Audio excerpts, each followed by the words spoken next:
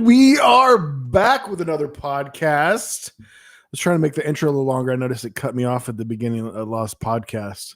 So, or cut off the beginning. But guys, it's Tuesday. Of course, we're starting right on time. We are live. A little bit of a hiccup here and there, a little bit of hiccup. But we're live. We're here, and my assistant. Yes, assistant. Can you get me some more Monster, please? Assistant. You better take care. Yeah. Do not let him. He will come and haunt us down. Guys, thank you for joining us on another podcast. It is the 15th of it's a Tuesday, and it is tax day. Tax day. Yay! Although I got an email. You don't have to send your taxes in till November 3rd, Seth. You live in Tennessee. Did you not get that email? I did not get that email. What, for federally and all, or will you have to federal as well? Well. There's I didn't even have an option to even submit my Tennessee taxes. No, federal. It's federal. I'm talking about federal, not federal's Tennessee. Different. It's just local. They changed the date for federal this year, or is that's not every year, right? Is it? Okay, because we had storms. There was an email, unless it was a spam, but it seemed very official. I got it from two different locations. It said that the IRS has changed the deadline to November, I think it was 3rd, for anyone who lives in Tennessee. Oh, for anyone that lives in Tennessee. IRS, that would be federal. Okay. Well, ain't that just sweet of them? Or somebody's playing a joke on you, and the actually, it came from my CPA, so I don't think it's lame. Oh, from your CPA? Yeah, from the Tennessee CPA. Tennessee's emailed you? Yes. Okay, gotcha. Tennessee CPA firm, a private firm, CPA firm, CPA, certified public accountant. Up in the up and up. Don't come for us. Don't come for us. But yeah, guys, welcome back. We're happy to be here. We started a little late, but we're live, doing good, surviving, doing our thing. I watched I was going to bring up, I watched a show last night. Have you watched Black Mirror at all? I have seen a few of those, yes. Some of them are really good, some of them are like, but they make you think. They're unique. Yeah. They are make you scratch your head. And I watched one last night. It was like an hour long, and it was unique. It basically, a person gets sick, and to save them, they kind of turn them into a cell phone in a way, where they have a monthly membership. They have a zone that they have to stay within. They had some kind of brain tumor or something. I can't remember what it was, but because I was probably looking at my phone at the time when I was watching it. And so like they had a monthly membership. The surgery was free because it was a new thing, but then they got you with a monthly membership, and she couldn't go without. She had to be within this area, and she couldn't go outside of it, or it would like malfunction or stop working, like basically die or whatever. So she had to stay within this area. And then over time, they ended up running ads on her, where she would just didn't even know what she was doing. She would start saying an ad that related to something going on around her. And she was a teacher, and a kid needed counseling. And she just started sharing an advertisement for Christian counseling, and upset the family, upset the mom, because the kid would come home and was like, my teacher recommended Christian counseling for some reason to me. Well, my favorite Black Mirror episode, and I haven't seen them all, but some of them are rather, most of them are dystopian, quite disturbing. But the one was with Plemons. What's his first name? One of our favorite actors. He plays a lot of character actors. Last name Plemons. Can't think of his first name. Plemons, I guess. Yeah, you know who that is. You know who it is. He played like a Star Trek commander, and he was a real nerd, and he had gotten the DNA of all his coworkers, and he recreated them within a game where he was an absolute. Oh, yeah. He was. I can't think of his first name, but it's Jesse Plemons. Yeah, he's married to He's married to a hottie actress. Kirsten I remember. Dunst. Yeah, Kirsten Dunst. And he lost some weight recently. We saw him in something recently. He's always been like fantastic. he looks amazing. He always used to look, like he's definitely a character actor. But now, I don't know if he had some work done, lost some weight. I mean, he Definitely looks lost like a bunch of weight. He leading was really leading bulky there man, for a leading little man vibes now. Anyway, he did a Black Mirror episode where he played, it's always just one episode, then it's a completely different cast and everything. And he played a nerdy guy that everybody made fun of in the office, but he got their DNA either from maybe drinking in a cup, or maybe if they sneezed, then he got the tissue out of the trash, and then he recreated. I mean, I don't know how feasible it is, but they made it technical that it sounded feasible, and he put them into this game or fictional ulterior megasphere, I guess you'd call it, and where he was in charge, and they all had to completely, be compliant to him. And they were sentient. They knew who they were, and they had memories of what had happened, but they couldn't escape. And he would only come like after work. And when he wasn't there, they didn't have to do any of this stuff. But when he came, they had to treat him like he was some kind of a big stud commander. And you remember that episode?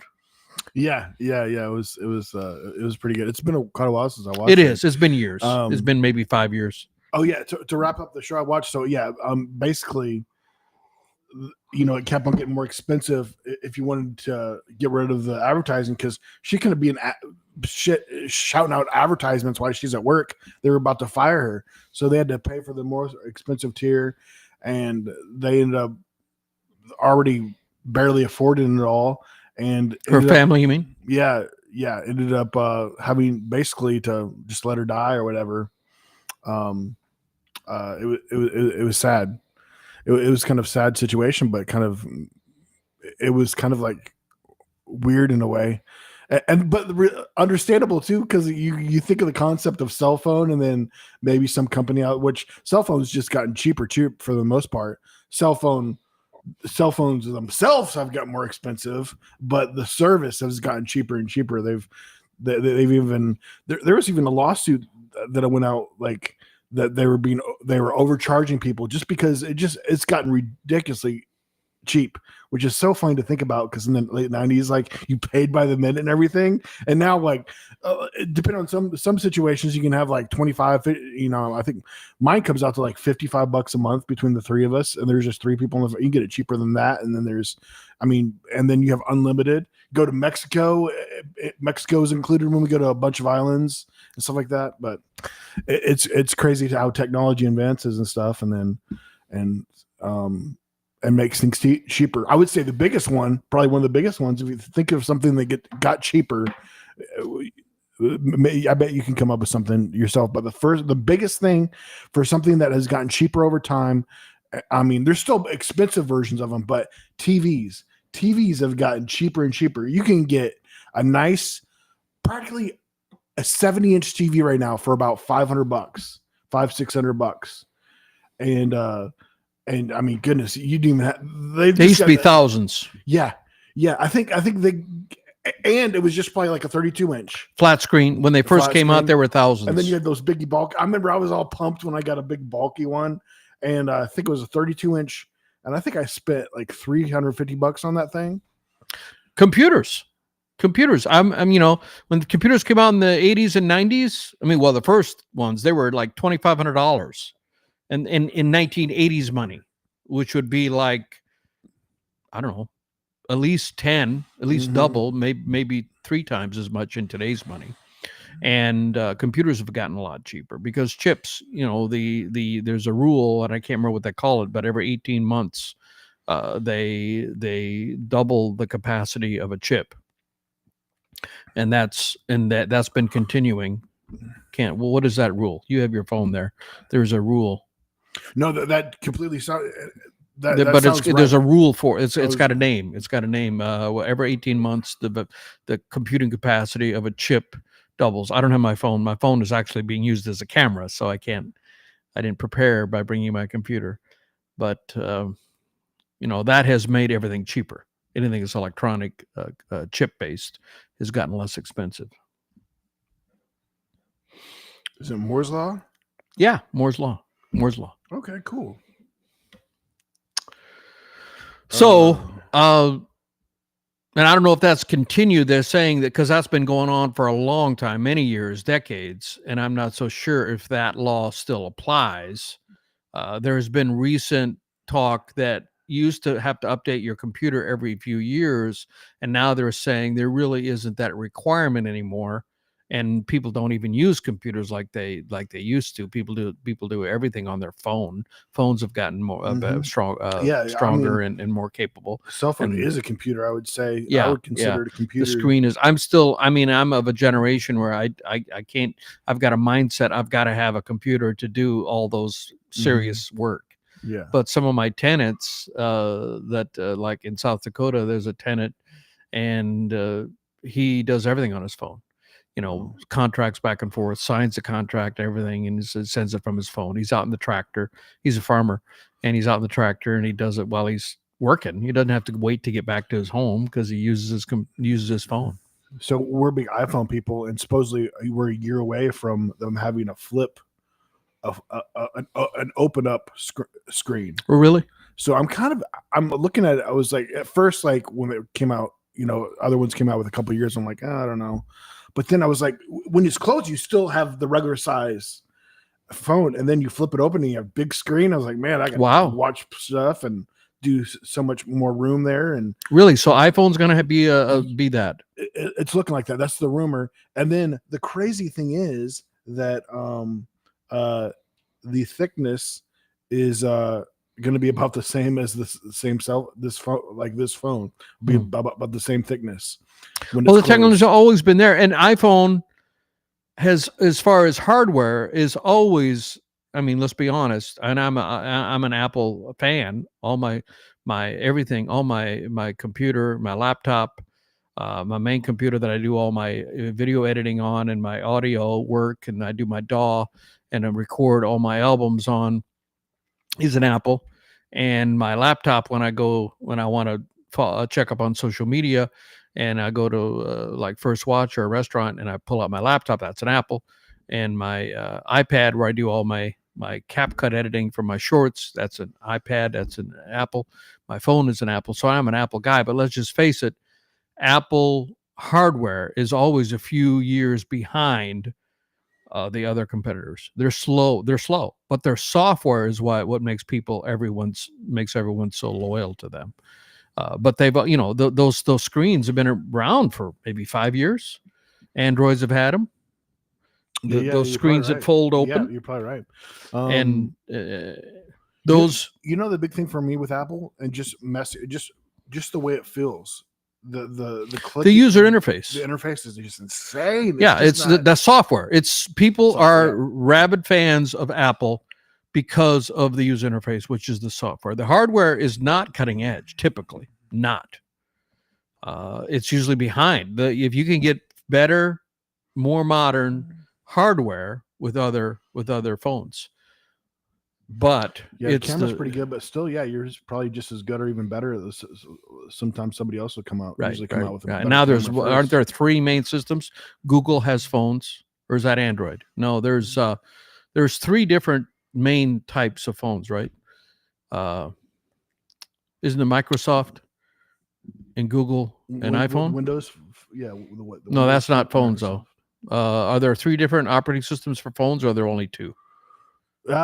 Just 2 main ones, and then there's. But I'm thinking of computers. There's 3 types of operating systems. 3 types of computers. When you go to buy a computer, you can say, "Am I going to get a Windows computer? Mm-hmm. Am I going to get a whatever the laptop version of a desktop version of Android, which is Google operating system, or am I going to get an Apple?" But phones, I think there's only 2.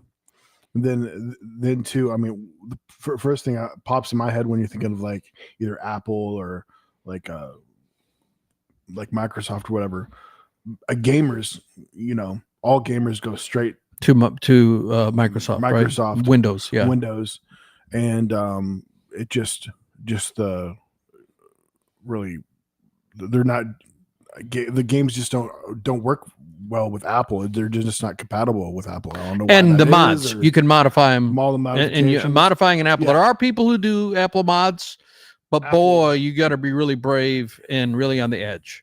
I mean, it's much easier to modify, much more acceptable, much more common to modify a Windows-based system than it is an Apple-based system.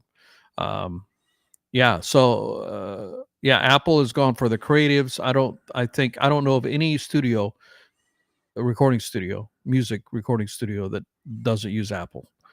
And also editing, video editing, I think typically it's done on an Apple. So creative, they've really captured the art, creativity, big time. Really captured that. And I mean, just look at the computer. Just look at it is itself a piece of art, and that right.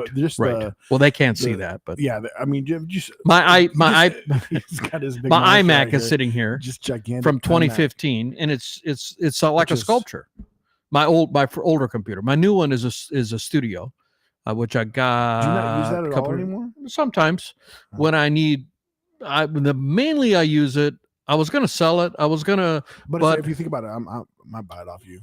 Would you? I would like that. Well, the reason I have it here set up is I have a lot of. I've been recording music for some time now, and some of my older files, I can't access them on my new computer. And so I have, but I did buy this. Okay, I did buy the software, so now I can't access them. So really, I don't really need it. But I did have. Used to be using a different a DAW. I used to use Studio One, which is made by Presonus. That was my first DAW, way back in the day, before I knew what I was doing. And then I went to producer school for a whole month out in LA at Westlake Studio, which is one of the premier studios in the world. I was there for an entire month. And they said, we use Apple Logic and Pro Tools here.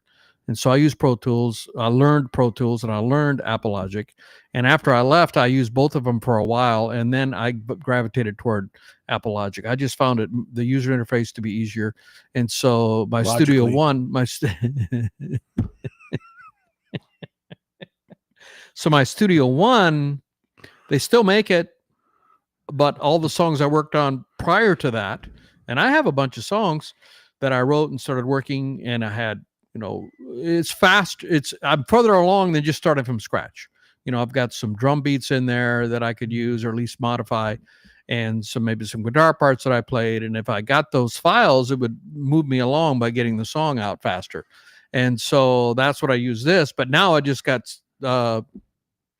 Studio One on my mainframe because I got tired of going back and forth. So now I come to think of it, I don't really need that computer anymore because now I just paid for the software so that I can open up those old files, pre-2016 DAW files. Because after that, I went to the Westlake studio, and I switched over to Apple and Pro Tools. So I've never used ProSonus Studio One since that time. I was raised up to a higher level of professionalism from the school that I went to, and so all the files that I did. But I wrote a lot of songs that I still value, and in fact, my new album is going to be coming out, 14 songs. I'm tentatively going to call it "Raised in South Dakota" because my album that is coming out June 27th is called "Born in South Dakota." And the next logical step would be, in the sequence of albums, would be "Raised in South Dakota." Oh, right? I thought maybe that you found out you weren't born in South Dakota, and now you can just say I can no longer say that I am born in South Dakota. And the premise of all those songs, every one of those songs, I wrote when I was living in South Dakota. They're all older songs that I've resurrected, and I played them. We went to Sony Studios, and with a cracker band in Nashville, professional musicians, we recorded all of them. Now, some of them are covers, but one of them is a cover that is a modern cover. It's a Chris Stapleton tune, but it's entitled, guess what? South Dakota. he wrote a song called South Dakota in his last album, or put it on his last album. Wrote it with David Cobb, and I think there's another writer on there. And so we covered that. And then there's at least one other one, but those were covers that I loved and enjoyed when I was living in South Dakota. So the connection is South Dakota. I got a little question, a little geography question for you. Was North and South Dakota together at any point? Yes, of course. Yes. Dakota Territory. Yeah. It was just the Dakota Territory? Yes, sir. And then, so how did it become North and South Dakota? Became statehood about the 47th, 48th states. They became states at the same time. One of them became one before the other, and I don't remember which was first. So why did that just stay together as one? Is there just why didn't they would just don't know? That would be an interesting research. It's in 1870s is when they became states, and they're the 46th, 47th U.S. states. Now the 49th and 50th are, of course, Alaska and Hawaii. So there must have been one. I think we were 46 and 47. I think there was one more after us. It was either Wyoming or Montana was after the Dakotas went from the Dakota Territory to two states, North and South Dakota. And they really should have made it East and West Dakota, because geography wise, the mountainous and western South Dakota and western North Dakota are very similar. Very similar.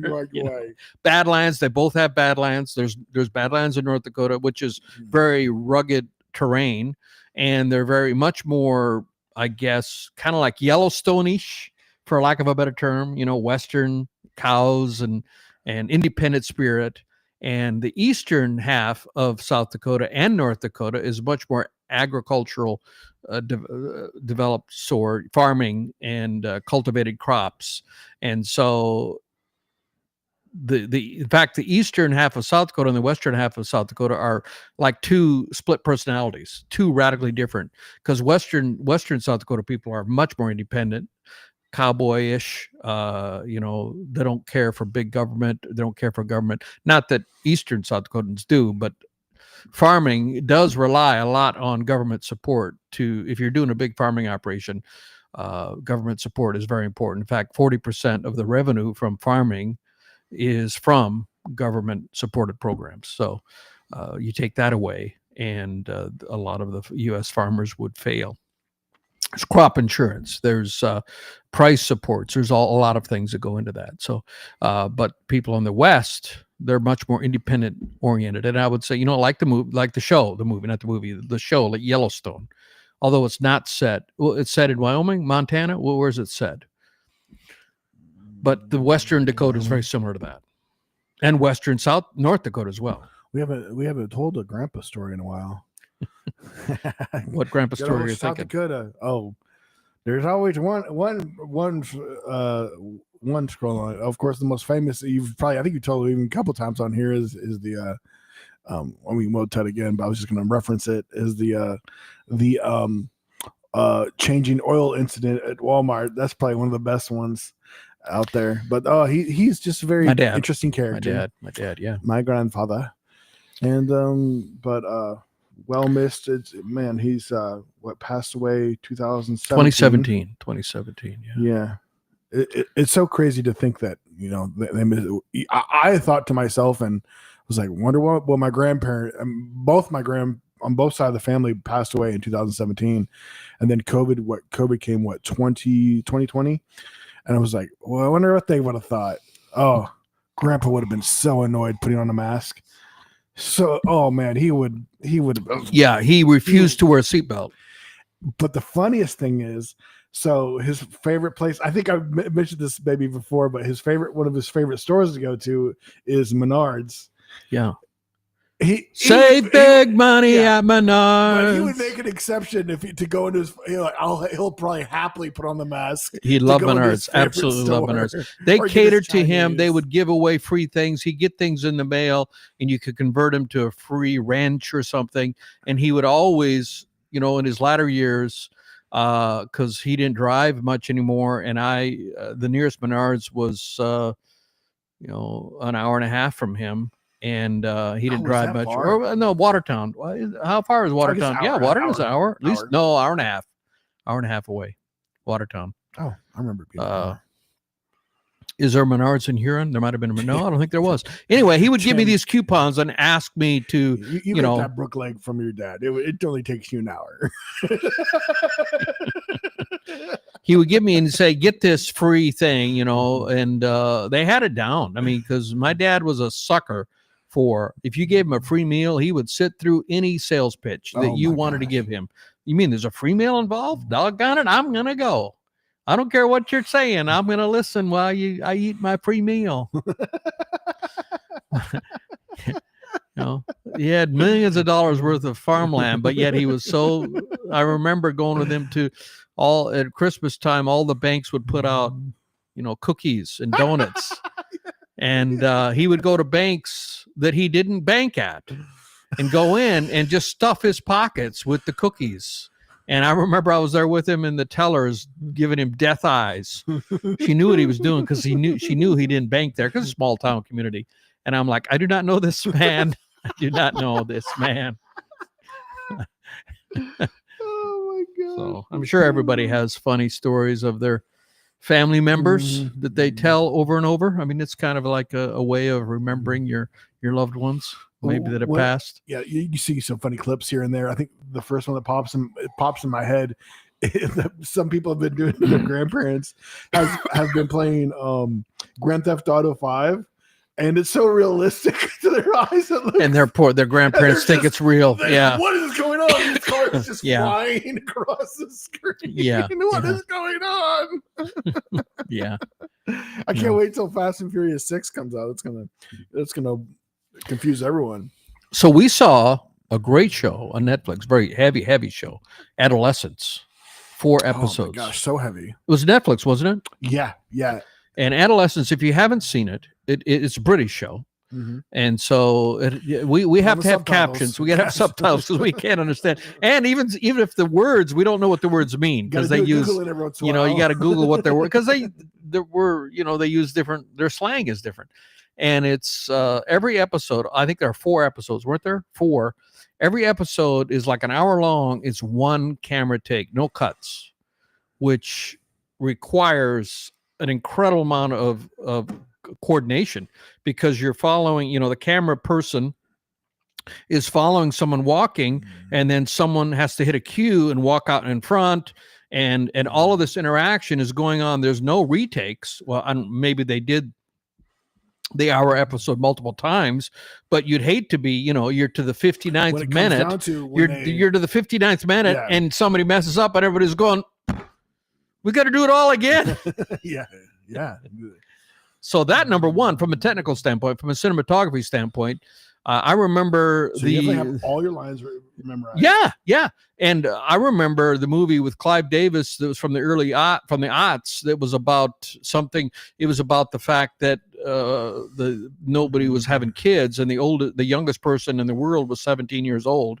I can't remember what it was called.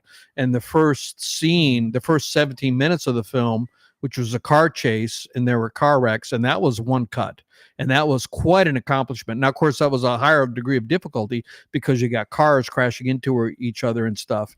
This was just acting. But still, there were a lot of characters, and there were people in cars and the camera following them. And then it ended on a drone shot, which is like, we're imagining, how did they do that? They must have taken the camera and slapped it on a drone and then make the drone, because first of all, they're filming them talking, and then all of a sudden the camera's rising up and it's like a drone. Had to already be, or maybe it had been a drone the entire time.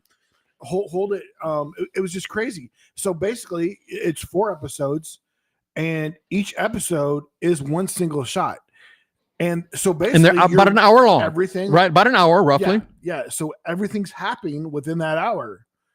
The only way you could get around that is if you had like a time lapse of sorts, you know.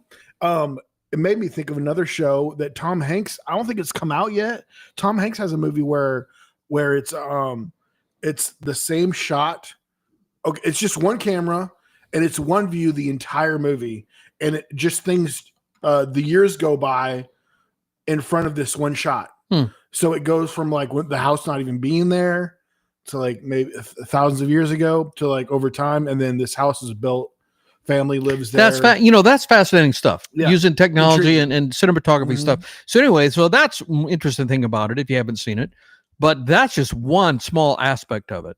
And it's a very heavy film about, and the issues that it discusses, or that it covers, not really discusses, but covers, is I don't think you said the plot of it. Bullying kids. You know, I would not want our kids that are in school today, with all the cyber platforms and the bullying that goes on and the cyberbullying that can happen. It's I think 1,000 times harder to be a teenager today than it was when I was a teenager. And it's just so difficult. And the cyberbullying, they were explaining it, these emojis. You know how many emojis there are? Have you ever seen a list of all the emojis? And every one has a specific meaning.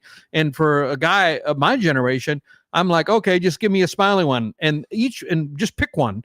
But each one can have a very specific meaning, and like different color hearts. They were talking about different color hearts mean different things: black heart, yellow heart, green heart. You know, I'm just like, grab me a heart and put it in there if I want to say a positive thing. And it was talking about how this young guy was getting bullied, saying that he was an incel, and adults who didn't even know it, because they didn't know the true meaning of these emojis that they were using.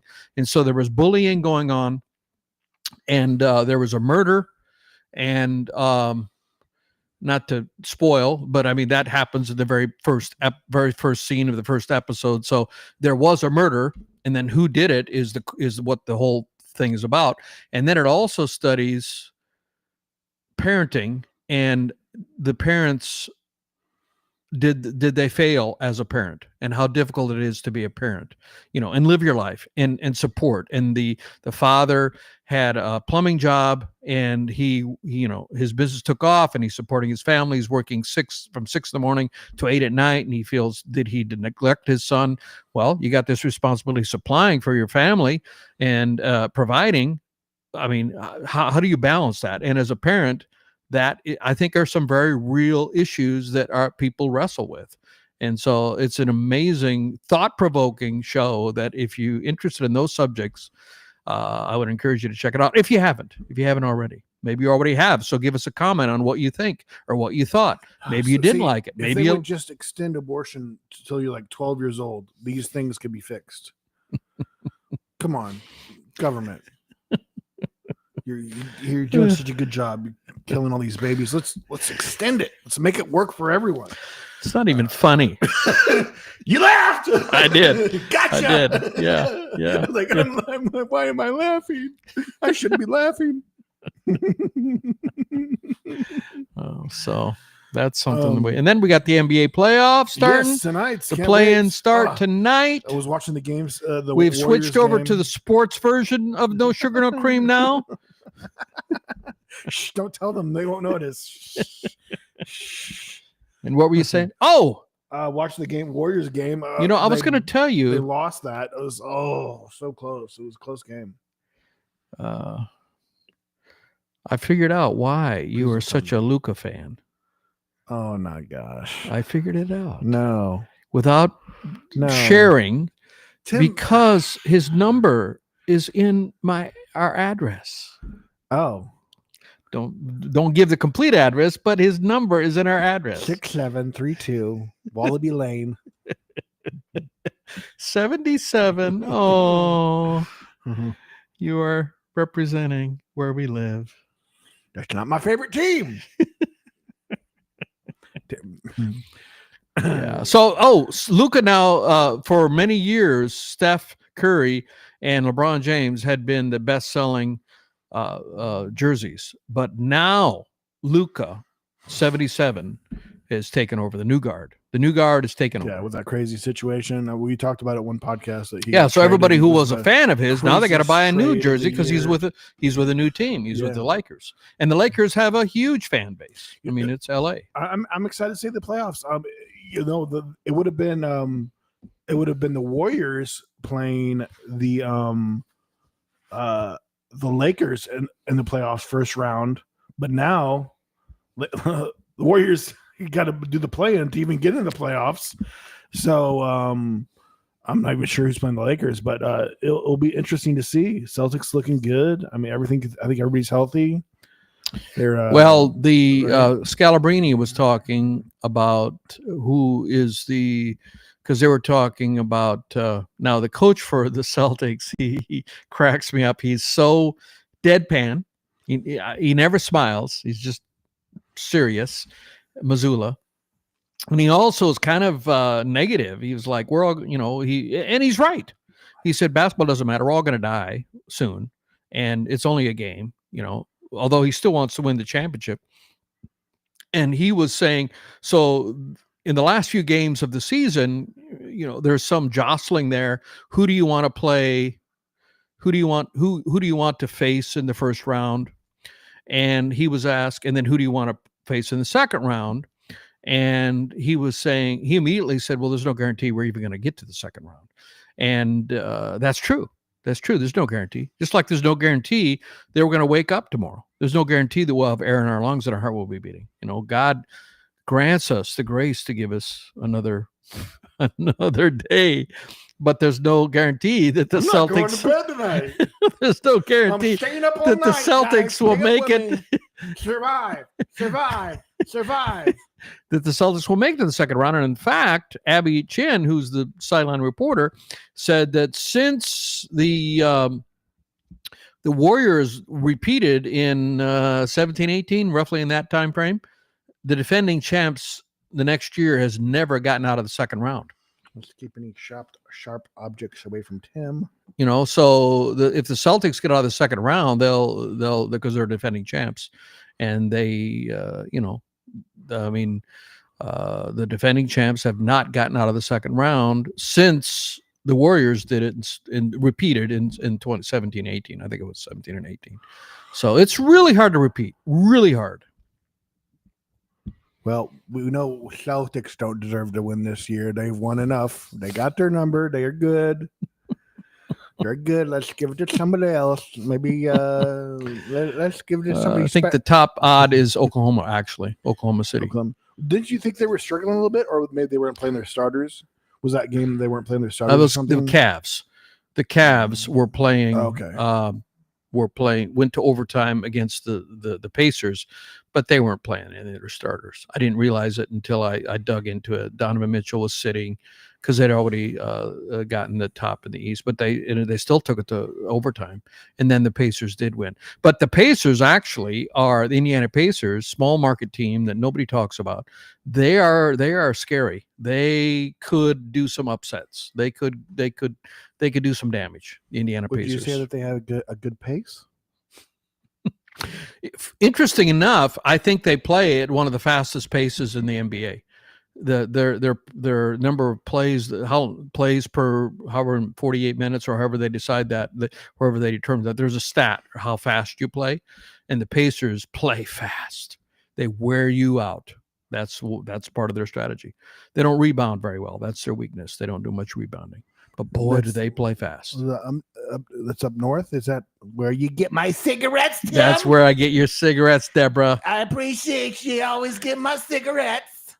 Gotta stay healthy. Gotta keep breathing. The oxygen can't breathe on its own. I gotta, speaking of which, I need a new oxygen mask.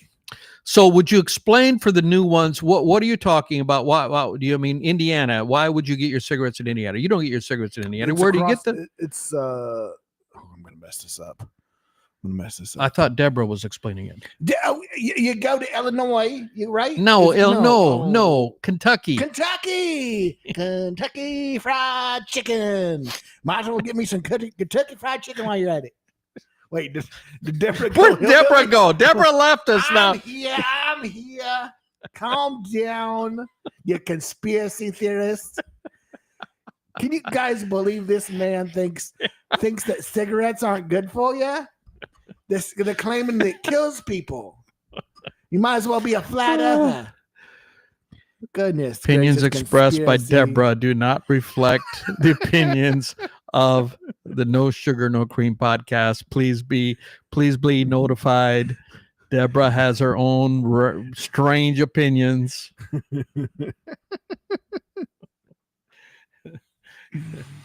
Oh my gosh. Good stuff. Good stuff. Yeah. So yeah, in Kentucky, big tobacco raising state. So apparently their tobacco taxes are much lower than other states. So that's why if you go across the Ohio River from Madison, Indiana to Kentucky, the cigs are a lot cheaper there because they don't have the taxes that most other states do have. Is my understanding. Cigs. You say cigs like you're a smoker. Only people that smoke can say cigs. I have a song. Did we talk about my song "Cigarettes in the Freezer"? Yes, cigarettes in the.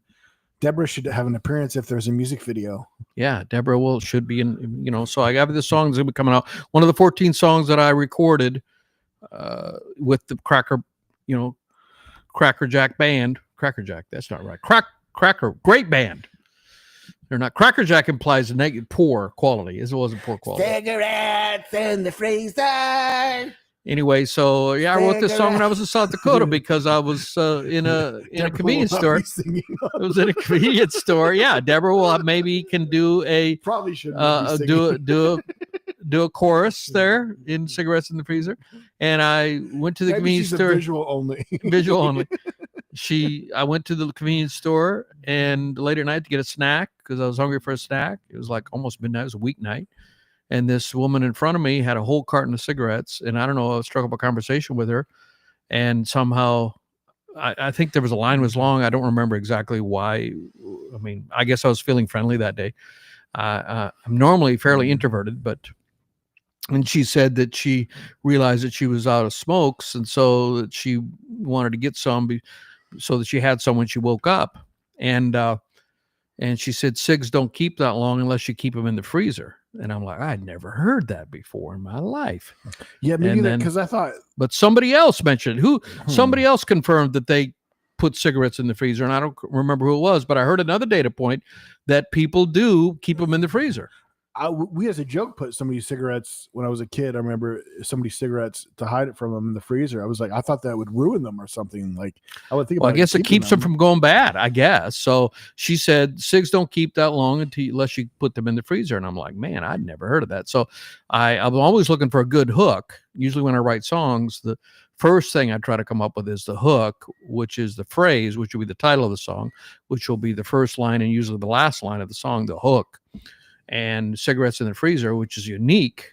And I wrote the song, and now it'll be coming out later this year. Got to finish recording my parts, my vocal parts and my guitar parts, but Cigarettes in the Freezer. Well, the best hook ever would probably be from Peter Pan. I'll wait for Mr. applause. Dr. Hook. What was it? Mr. Hook? Mr. Hook. No. I think I was trying to think of what's his name? Just Hook that I can think of. I just know his name is Hook.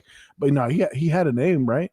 But I do love that character, Peter, that story of Peter Pan. Anytime that's made, the best one ever is still by far with Robin Williams as Peter Pan, and he leaves Neverland and comes in the window and grows old and forgets that he ever was Peter Pan.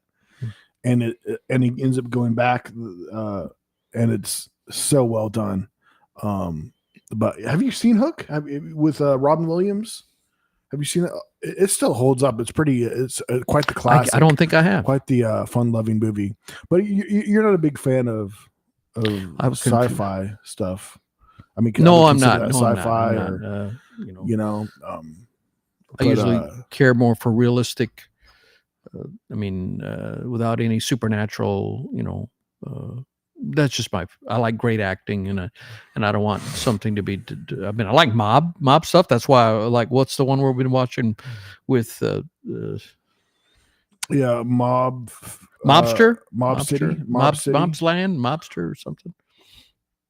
And the one with the It's- penguin was kind of like a mob series. Mhm, You know, yeah. you know, Yeah, it really didn't have the element of Batman to it all, but it was just focused on the penguin.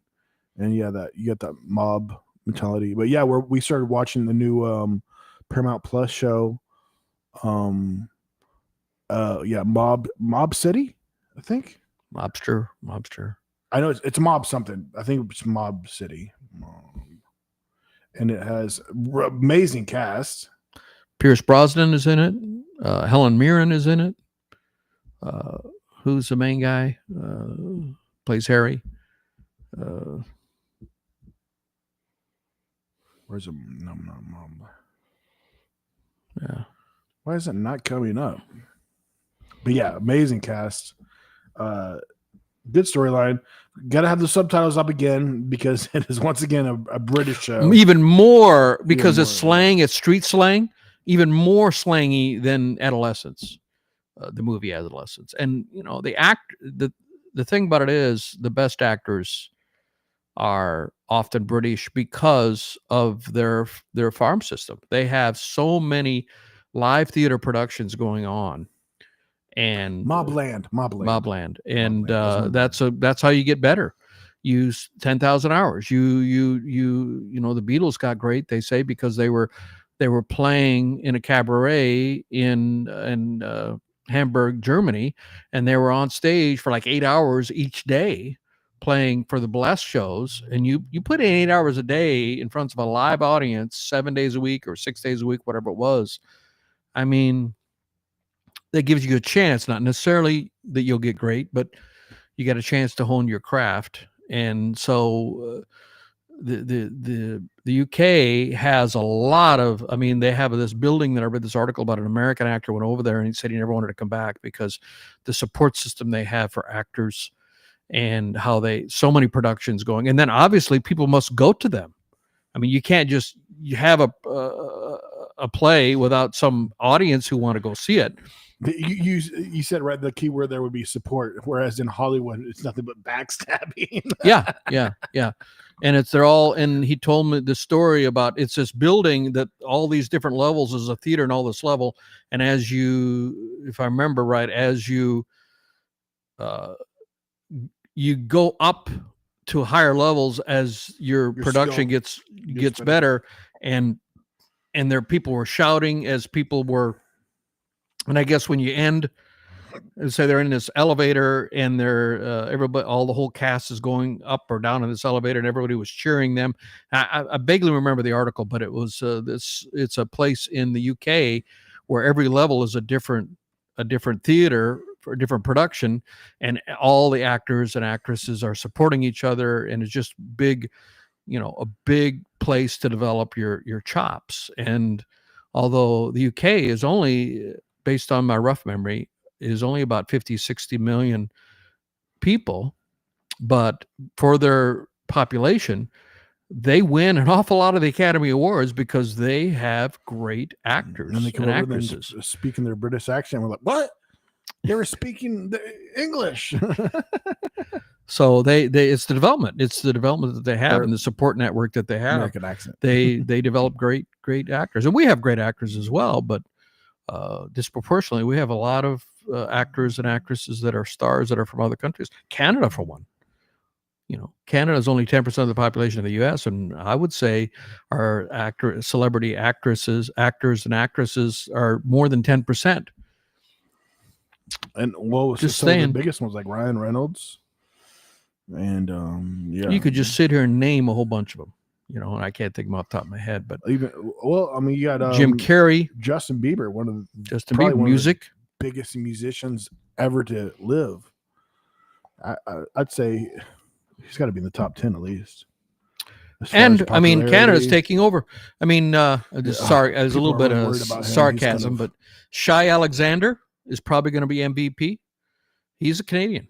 NBA, back to the NBA, but we're back to the sports. Sports, no sugar, no cream. We switched.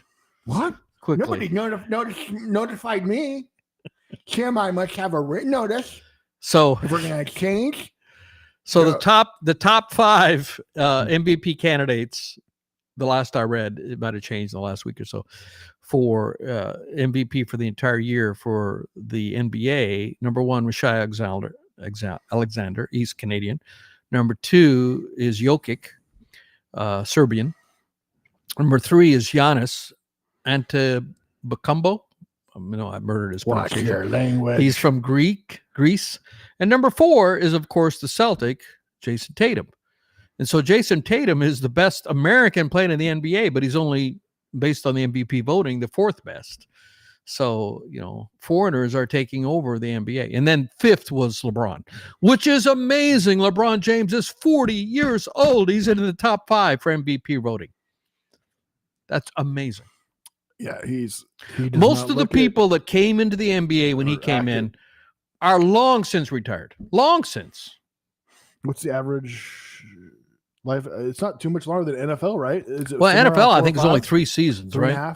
Three and a half seasons, the average career longevity. I don't know what the longevity of the NBA, but it's not 10. I guarantee it's less than 10. I guess I could easily look that one up. Where do you guess? I'm guessing probably 4 or 5. Yeah, let's say 4 or 5. NBA. Now, there's a lot of other leagues around the world. You can go to China and play. Yeah, there's a lot of European leagues that are paying now. We got around 4.8. Well, just under 5. Okay. Yeah. So, in fact, I think they can make more money playing in some of those other leagues. European League, I think they can make more money. There's a number of leagues in Europe, not just one.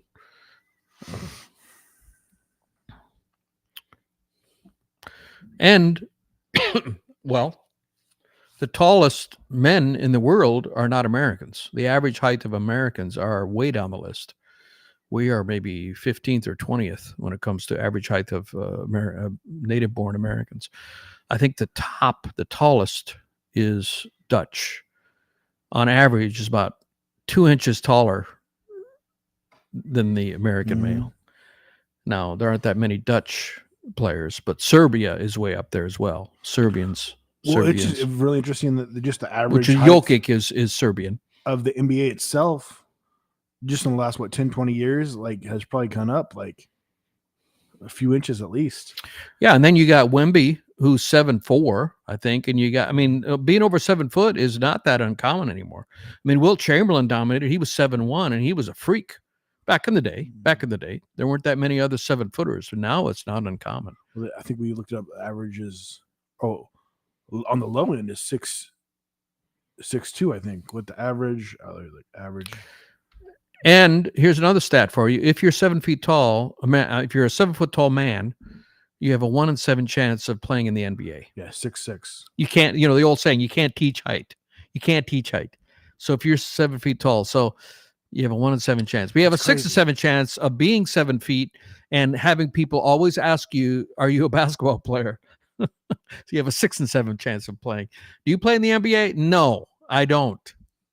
I wouldn't know anything about that, being shorter than average man, but 1 in 7. If you're 7 feet tall, you have a 1 in 7 chance of playing in the NBA.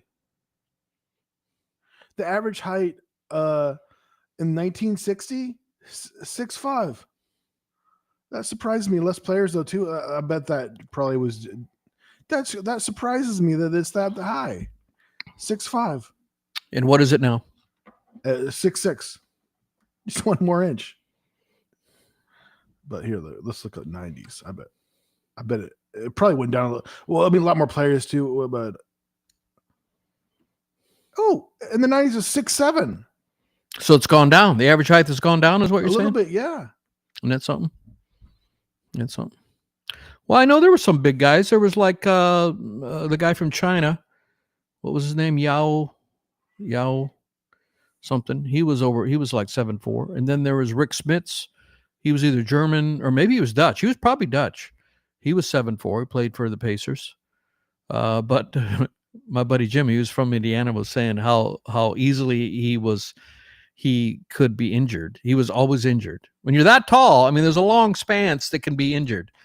And he said he was injured one time because he wore the wrong socks. He wore black socks, and the dye in the socks seeped into his body and made him sick. He wore the wrong socks. He said he was just so sensitive and so easily to become injured. Of course, Jimmy makes it into a funny joke. We both probably remember the shortest player to ever play in the NBA. Do you remember who the yeah, he had a funny name. And that he played started with an S. What was his name? No, Muggsy Bogues. Muggsy Bogues. I was thinking of him. Had an S in it. Didn't start with an S. Muggsy Bogues. Close enough. Muggsy Bogues. He was like 5'4", 5'3", 5'3". And man, he played for 8 years, 89 to 97, all of the Jordan years, other than when he played the Warriors. But yeah, I remember, and man, he was I guess probably the point guard. Brings the ball. Well, up. when you're a foot shorter, fast. Really fast, and it's kind of hard to defend somebody that much lower than you, I suppose. Man, it would have been interesting how he would have done where you shot. He would have kind of flourished of course, I think he would have done better in an environment where threes are more common, because he would have been able to get off more of those threes being far back like that. I mean, who knows? I'm just being hypothetically for the fun of it. I mean, the game has changed, and some people. Somebody looked at probably in the last 10 years, looked at the statistics and realized, hey, it makes more sense for us to be shooting threes. Well, yeah. If you equivalent, so if you got 50% from twos, is equivalent to 33% from threes, percentage wise. And most people don't shoot 50% from twos. Threes started in the 80s, right, or 70s. When they put the three-point line, I'm not sure. And then there was an April 1st post that said they're going to implement a 4-point line, and some people believed it. Some people believed it, but it was an April Fool's joke. You got to watch any posts that come out on April 1st. Is this an April Fool's joke? That would be crazy if it was a 4-point line. Wouldn't that be crazy? Oh, I would love it. And then you get fouled, and you can make a 5-point shot. You could just like 5-point play or something where out of that area. You shoot 4-point. Well, there'd be plenty of people shoot it and making it. I mean, goodness, I feel like it's practically a 25% chance that they make the half court shots when they shoot. These days, it's crazy. Usually they have a certain guy that's good. Steph Curry changed that. Curry changed the game. He practiced those. Nobody practiced anything other than with their foot on the line, basically. Every game I watch, right on the line, and I'm still amazed at how many threes he makes, and But they played a team recently, and he just couldn't get a shot off. They guarded him, and the referees let the defense to get away from it. I think it was Houston. They just throttled him. They were in his face. It really he was 1 for like 15 or something. He couldn't get the shots off. They were in his face. I was going to say he did a better job at passing it, but face masking him. No, if he was he could. They were right on him, and if the referees are going to let you do that, you gotta find. But you gotta get them open with screens and things. You got to find a way to get them open. Mm-hmm. And you got to in those situations, it's probably going to be 2 people on them. Take advantage of that.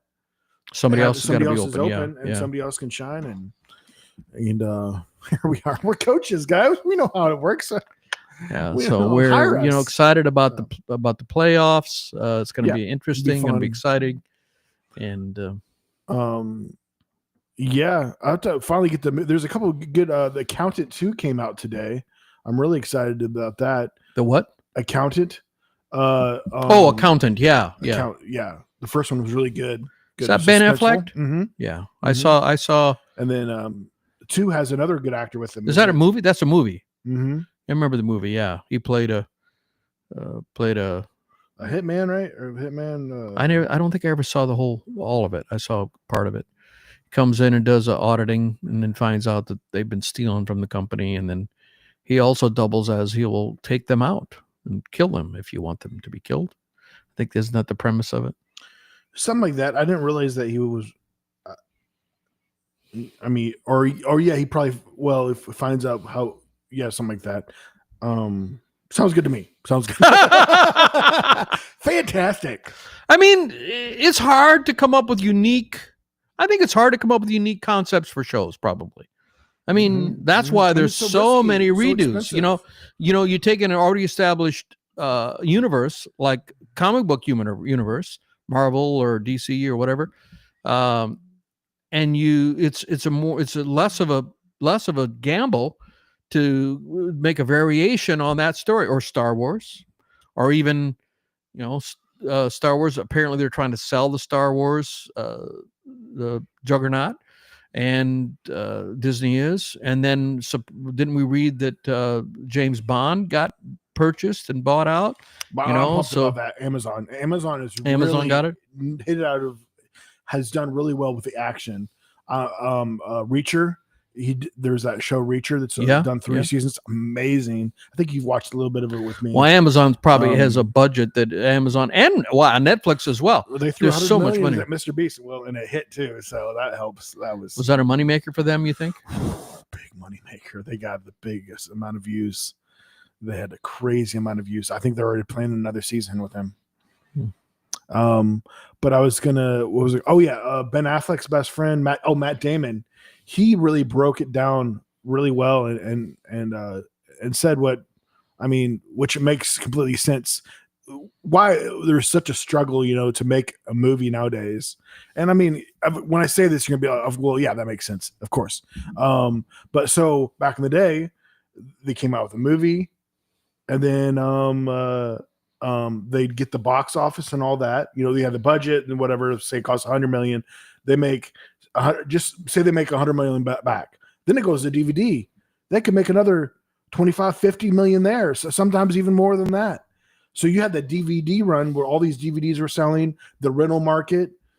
Now you don't have that. So now it's really just one hit. Now they do have the rentals. They can make some good money with that. In fact, a lot of these movies are even smart where they'll do like $20 for rentals at first. So like if you want to, when it first comes out, like the first 2 weeks, month, the movie will be $20 to rent. So if you really want to watch it, you spend $20. And it's not the craziest thing because movie tickets, $15? When you rent it at home, you're probably watching with at least 2 people. So $20 isn't a big deal. And then you get your own popcorn and stuff. You don't have to go and spend money at the movie theater. And so that's the big thing. So they can make some money there. I'm curious what those numbers are. But yeah, they're just not making the money like they used to. I mean, man, DVDs were huge back in the days. Just the amount of money and Blockbuster and just all the rentals. Even Redbox brought in a good amount of revenue, but Redbox doesn't even exist. You can pick up one of those machines for free and take it down the junkyard and probably get $20. They just left the company went completely up and they just left all those boxes everywhere. They did really wow. Yeah, people. I've seen some videos and stuff of people going to pick them up and they're full of DVDs still. So they still value those DVDs, and then that's all pure whatever metal that is, and you can probably junk that and make as much as $100, probably $40-$50 maybe. But those are heavy duty boxes there. Yeah, you were a fan of the Redbox. I was a fan of Redbox, and I always did pretty well. I did pretty well at returning my movies the next day. Or what you do is too, you rent it, and I'm a night owl, so like I would rent it after midnight. So really, so after midnight is the next day. So it's not so it's Monday. I rented at just after midnight on Tuesday. It's not due until 9:00 Wednesday. So you have a full 24, a day and a half practically. You're so smart. You're so smart. You're just hacking the system. Hack the system, nephew. Woo! That's our trick for the day that no longer applies because Redbox does not exist anymore. Guys, I think that will wrap it up for us today. Thank you so much for watching the podcast, listening to the podcast. This is No Sugar, No Cream. Please follow us on our social medias, on Instagram, Seth Holmes, Tim Wolf, and on Facebook especially. That's where most of our viewers. Thank you for everybody that watches the podcast. Please share the podcast, get it out to other people, and have a good week, and we will see you next time. Bye. We will see you next